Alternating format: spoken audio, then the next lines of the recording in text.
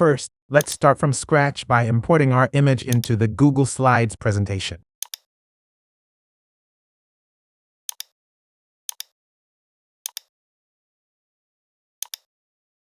While your image is selected, click this small arrow near the crop button.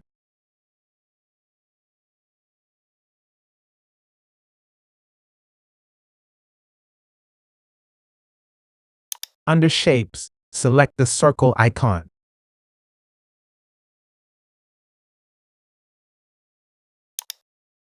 Select the Crop tool, grab the black rectangle near the edges and drag them inwards until it surrounds the image.